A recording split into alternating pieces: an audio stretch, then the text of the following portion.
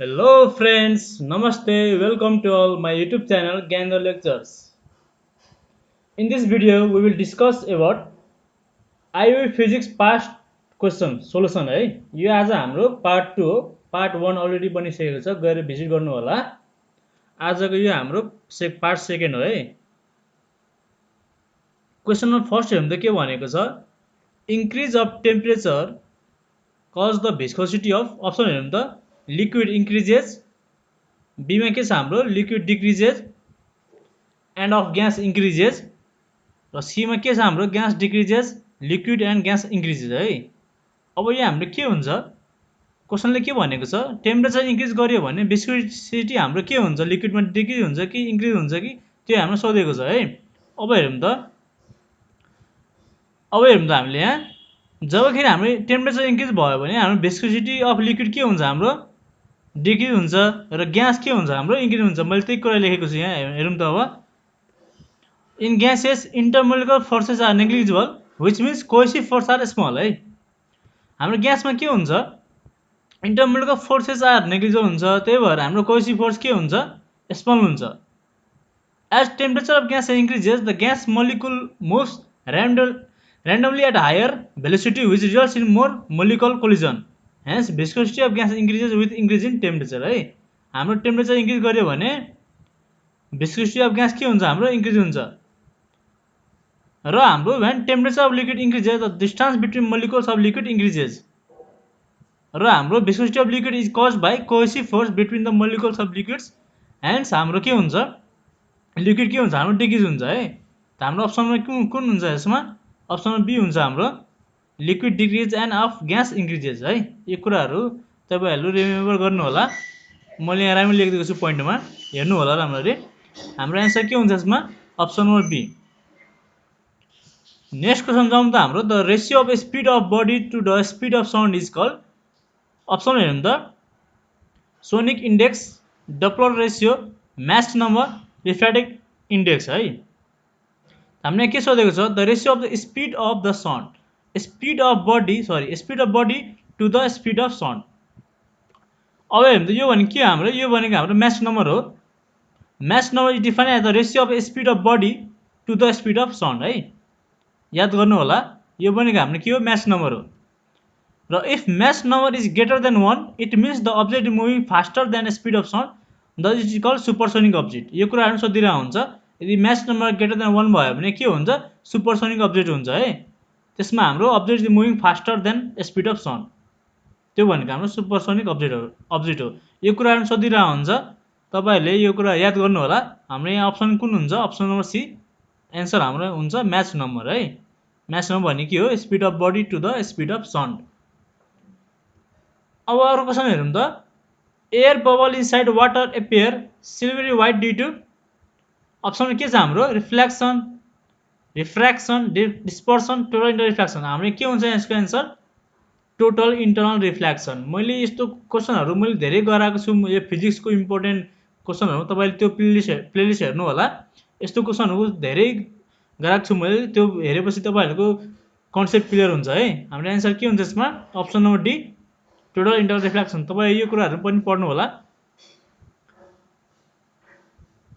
अब अर्को क्वेशन हेरौँ त a soap bubble is given negative charge then is radius के हुन्छ हाम्रो इंक्रीज हुन्छ कि डिक्रीज हुन्छ कि रिमेन्स अनचेन्ज हुन्छ कि may increase or decrease depending on size of bubble हाम्रो के हुन्छ यहाँ अब हेरौँ त हाम्रो when negative charge is given to soap bubble it surface experience repulsion for है के एक्सपिरियन्स गर्छ हाम्रो रिपल्सिभ फोर्स हामीले के गर्छ एक्सपिरियन्स गर्छ the excess pressure inside the bubble decreases and expands हाम्रो प्रेसर इनसाइड के हुन्छ बबल के हुन्छ डिक्रिज हुन्छ र हाम्रो इट एक्सपान्ड भनेको हाम्रो के हुन्छ रेडियस इन्क्रिज हुनु हो किन त्यही भएर हाम्रो आन्सर के हुन्छ अप्सन नम्बर ए इन्क्रिजेस हाम्रो अप्सन नम्बर ए के हुन्छ इन्क्रिज हुन्छ a soap bubble is given negative charge then radius increases है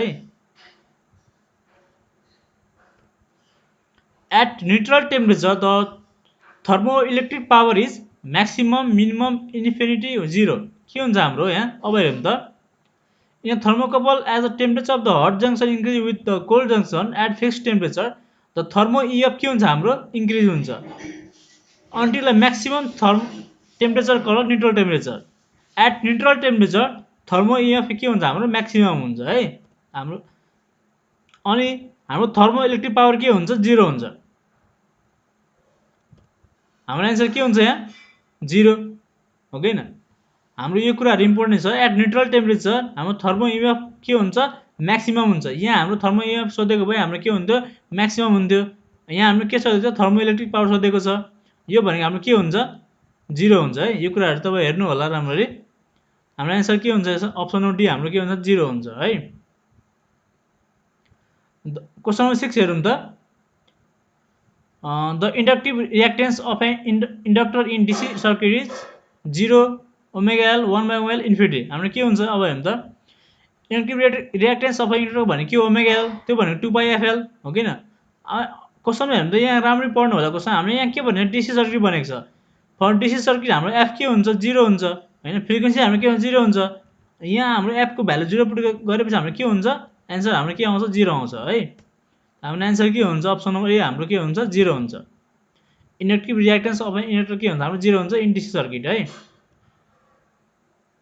The colors of light, thin films due to interference of light, dispersion of light, scattering of light, selective absorption of light। हाम्रो के हुन्छ यसको answer अब हेरौँ त।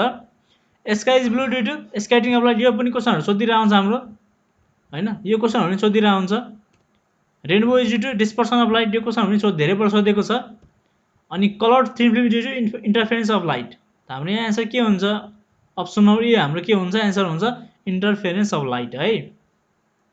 हाम्रो answer के हुन्छ यहाँ option number A interference of light. Question number 8 हेरौँ त। The speed of sound v is related to pressure as pressure is directly proportional to velocity is directly proportional to p, velocity directly proportional to p square, velocity directly proportional to root p square root p र हाम्रो D मा के छ हाम्रो v is independent of p। हाम्रो यहाँ के हुन्छ हेरौँ त। v is directly proportional to हाम्रो स्क्वायर रुट t भनेको एब्सोल्युट टेम्परेचर हो हैन। v is directly proportional 1 upon square root density of medium र v is directly proportional 1 by square root of molecular mass of gas. यो सबै हामी depend गर्छ हो कि हैन।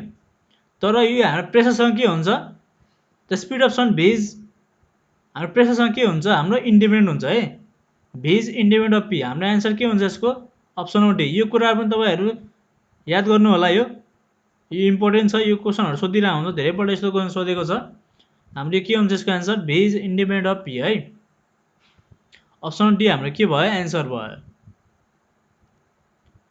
क्वेशन 9 हेर्नु त। The sensitivity of potentiometer can be increase by increase EMF of cell, increase length of potentiometer of wire, decreasing length of wire, decreasing EMF. हाम्रो यहाँ के हुन्छ sensitivity of potentiometer can be increase by increasing length of potentiometer wire है। हाम्रो option number के हुन्छ be हुन्छ। हाम्रो बी अप्सन नम्बर बी के हुन्छ एन्सर हुन्छ increase length of potentiometer wire. Velocity of sound in humid air के हुन्छ हाम्रो ड्यास इन ड्राई एयर। हाम्रो more than less than equal to none of above. हाम्रो के हुन्छ मोर हुन्छ कि लेस हुन्छ कि इक्वल टु हुन्छ ह्युमिड एयर। अब हेर्नु त हाम्रो density of humid air less than that of dry air हैन। So velocity of sound is larger in for humid air. हाम्रो के हुन्छ velocity of sound is in humid air के हुन्छ हाम्रो more than in dry air हुन्छ है। यो हाम्रो यो रिलेसनबाट यो रिलेसन हेर्नु होला तपाईहरुले। हाम्रो अप्सन नम्बर कुन हुन्छ यसको अप्सन नम्बर ए हाम्रो एन्सर हुन्छ मोर देन है। Velocity of sound in humid air is more than in dry air है। Path of electron in cross field के हुन्छ हाम्रो सर्कुलर हुन्छ कि प्याराबोलिक हुन्छ कि स्ट्रेट हुन्छ कि हाइपरबोलिक हुन्छ। हाम्रो के हुन्छ स्ट्रेट हुन्छ है। अप्सन नम्बर सी हाम्रो के हुन्छ एन्सर हुन्छ स्ट्रेट। क्वेशन 12 हेर्नु त।